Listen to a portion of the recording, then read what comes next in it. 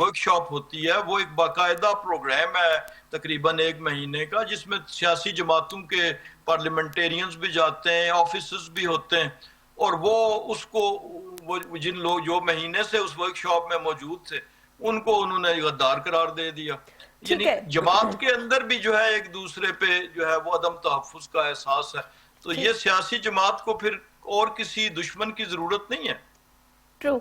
अच्छा, इरफान साहब, क्या बताएंगे कि खैबर पख्तूनख्वा में जो मुसलसल सिक्योरिटी ब्रीचेस हैं या पुलिस टारगेट किलिंग है और दहशतगर्दी की वापसी की जो जिम्मेदार है वो कौन है, कौन इसकी जिम्मेदारी लेगा? आपकी जो हुकूमत है या किसी और का जो बयानिया है?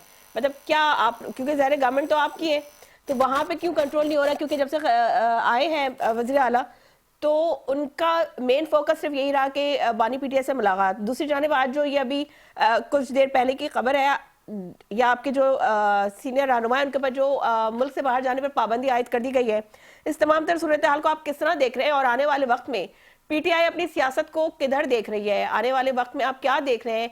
क्या आपकी जो सियासत है यानी पीटीआई की जो सियासत है वो दम तोड़ रही है?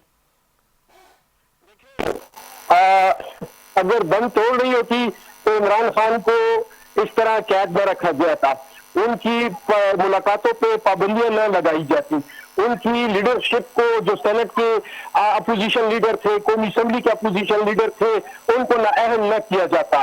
सैकड़ों और हजारों की तादाद में आज भी कारकुन जो है वो जेलों के अंदर हैं, उनको सजाएं न दी जाती।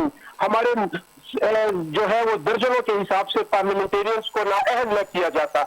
अगर हमारी सियासत दम तोड़ चुकी है तो फिर तो रियासत और रियासती इदारे जो है और ये जो जिस किस्म की जाली हुकूमत बैठी हुई है, फिर तो उनको छोड़ देना चाहिए। हमें अपने जो है वो रास्ते पे छोड़ दे, लग पता जाएगा कि मैदान खुला छोड़े।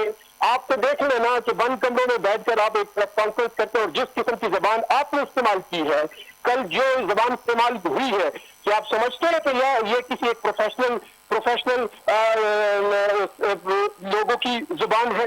ये इस तरह की जुबान लोग इस्तेमाल करते हैं एक